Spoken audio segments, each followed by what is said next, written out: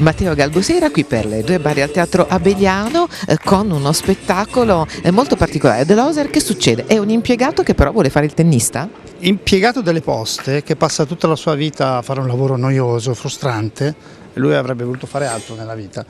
E allora nella sua unica ora d'aria che gli danno nel weekend o la domenica va a pescare, che è il suo hobby. Mentre ascolta la radio, mentre pesca, si immedesima, lui ascolta spesso le partite di tennis.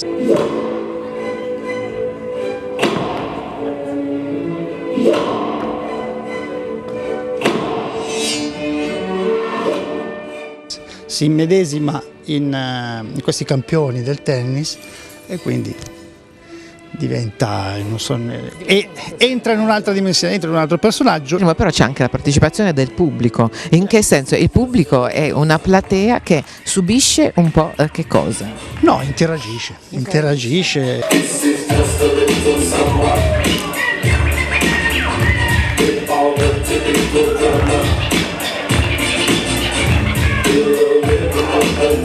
Questo è uno spettacolo pensato fondamentalmente per gli spazi all'aperto, quindi festival di teatro urbano, circo contemporaneo. E a proposito, al direttore artistico, come mai proprio Matteo Galbusera? Abbiamo fatto il nostro progetto che prevede addirittura 3 prime nazionali, no? Con i nostri spettacoli, abbiamo ospitato compagnie nostre, però ci piaceva quest'anno ospitare questo giramondo qui che è attore straordinario tra l'altro, e farlo qui all'interno del teatro è stata anche una fortuna, perché col caldo che fa fuori credo che oggi godranno per l'aria condizionata. E quindi sì, quest'anno diciamo il progetto, d'altro canto ormai è il 4º anno che lo facciamo, quindi anche variare è importante, ospitare quindi nostre compagnie, ma ospitare anche gente che ci porta qualche novità, e qui ne vedremo di belle, insomma.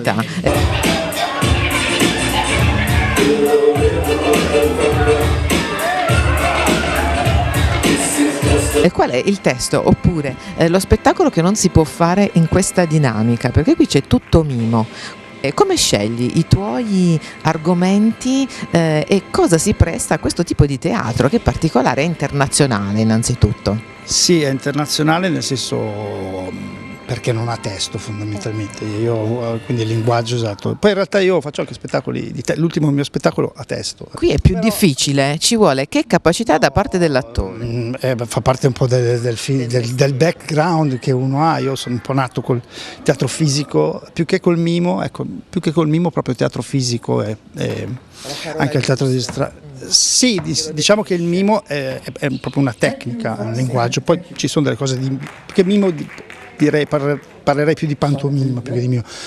Però sì, più che altro è teatro fisico, nei termini di oggigiorno si direbbe visual comedy, anche se è un po' riduttivo, diciamo così, però è un po' per dare In Italia come siamo messi con il teatro fisico? In Italia siamo indietro su tutto, quindi Sei stato al Cirque du Soleil, per esempio? Sì, sì, diciamo che ho una trentina di paesi, diciamo, nel mio quindi il background artistico, quindi è attinto Sì, ecco, poi vabbè, l'esperienza al Soleil mi ha convinto sempre di più ad andare sul visuale, anche perché trovo molto affascinante l'idea di girare il mondo, ma al di là del girare, come approcciare la comicità. A questo proposito, che cos'è che non si può raccontare con il visuale, con il teatro fisico? C'è qualcosa che non si può raccontare, oppure è difficile? No, secondo me si può raccontare tutto.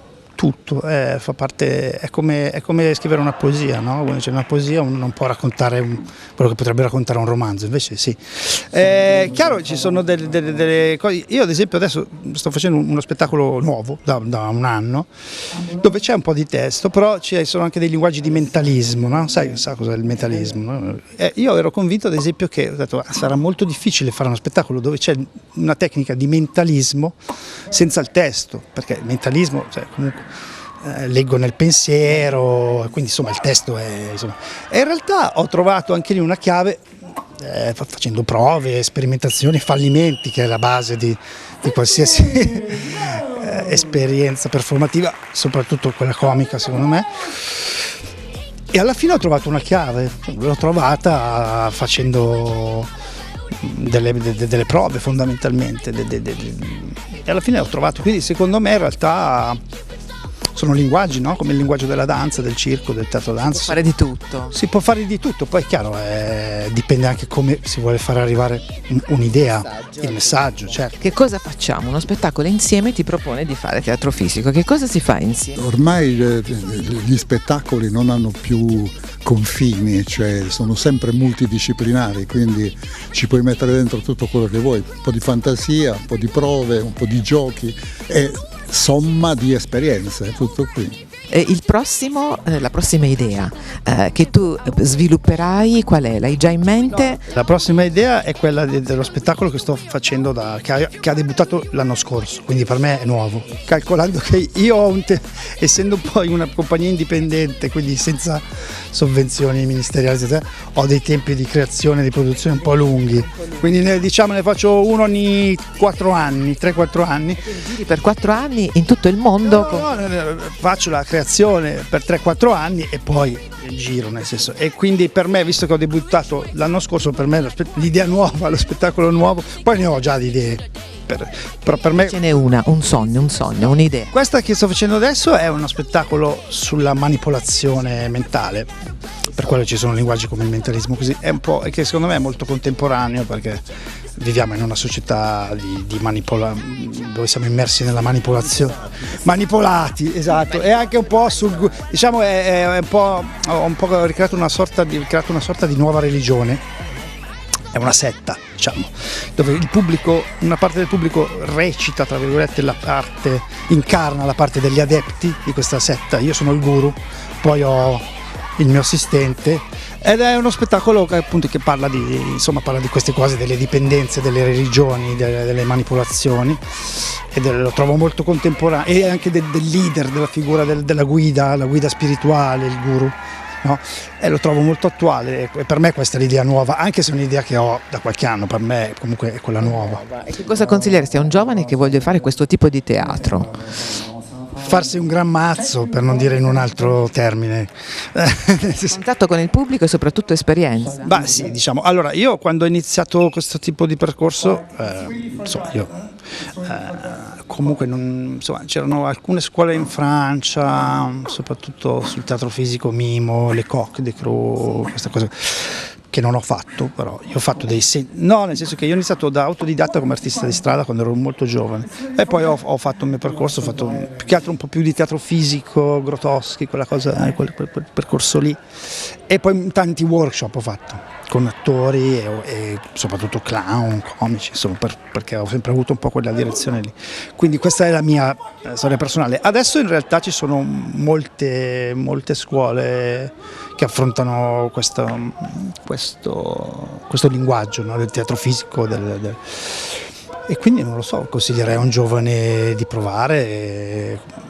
Ecco, il mio non è stato un percorso lineare assolutamente, zero, però ha funzionato. Però ha funzionato, ma per me. Vedremo stasera, poi tu ve lo vedi per la prima volta, giusto? Assolutamente sì, però sono curioso di vedere come saluta adesso gli amici di Dietro le Quinte. Dietro le Quinte, vediamo. Dietro le Quinte.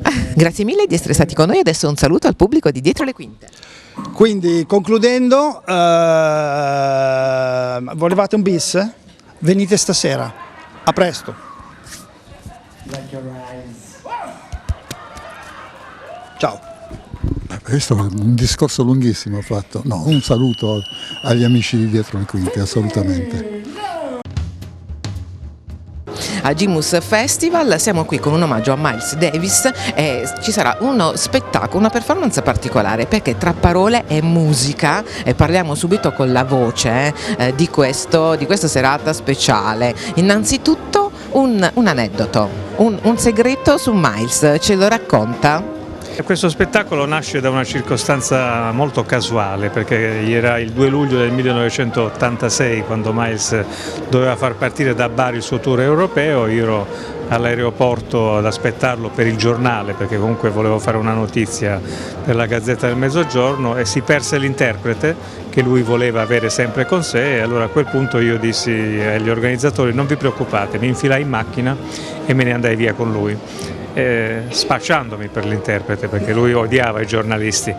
Però cominciamo a parlare, lui mi chiese delle informazioni e poi aveva un problema, voleva un medico, io gli trovai, non so con quale fortuna, un medico che sapevo che andava a nuotare nel suo albergo tutti i giorni, glielo portai in camera, e allora praticamente l'avergli risolto questo problema così facilmente mi fece entrare nelle sue grazie e mi disse: finché io sto in questa città tu da me non ti stacchi. E allora lì è nata un'amicizia, e da quell'amicizia oggi nasce quello spettacolo. E questo spettacolo si basa soprattutto sulla veridicità della musica, come si fa ad arrangiare un grande senza fare la fotocopia. Che cosa ascolteremo questa sera? Ascolteremo innanzitutto 5 grandi musicisti, straordinari musicisti, e diciamo la responsabilità più grossa è affidata al nostro amico Flavio Boltro, che, come dire, insomma, rappresenta il vertice trombettistico europeo in assoluto, e con loro ricalcare un po' le orme, il percorso, le visioni di Miles Davis è stato abbastanza semplice, perché poi gli arrangiamenti consistono nel guardare la sua musica, nel suonarla, mettendo in gioco anche quella che è un po' la nostra personalità, come richiede il jazz. L'improvvisazione è questo, catturare l'istinto del momento, il mood, che è un mood costantemente in trasformazione, perché Miles in più di 40 anni di carriera ha attraversato un po' tutto quanto lo scibile jazzistico fino ad arrivare alle esperienze con i DJ, per cui insomma dal bop al doo-bop per noi è, come dire, una grande sfida, ma anche, come dire, quando c'è la bellezza c'è tantissimo divertimento. E adesso parliamo dell'eredità che lascia ai giovani oggi Miles Davis. Secondo me, da musicista soprattutto, mi allaccio a quello che stava dicendo l'amico Roberto, e innanzitutto dire che suonare appunto il repertorio di Miles Davis, che appunto in 40 anni ha fatto tutto, dal bebop arrivare fino al rock e suonare con i DJ, hip hop, quindi era un musicista che voleva sempre andare avanti e mai ripetersi, no? E quindi secondo me da musicista è importante conoscere bene Miles Davis e cosa ha fatto. Cioè, noi tutti abbiamo ascoltato i suoi dischi da sempre, io ho tutti i dischi di Miles, me li ascolto ancora adesso, ma sempre, quindi quando uno riesce a capire bene il suo spirito è già più facile, come dicevamo prima, entrare in quest'ottica e anche essere personale, no? E senza copiare Miles Davis, perché non si può copiare un musicista come Davis, quindi è importante stare in quell'atmosfera e riuscire a dare il meglio di ognuno di noi, ispirandosi alla sua musica. E quindi per i giovani spero che i giovani talenti che ci sono tuttora che riescano a capire il messaggio che ha dato Miles, ma a livello umano, musicale, come vivere la musica, non solo come suonare lo strumento.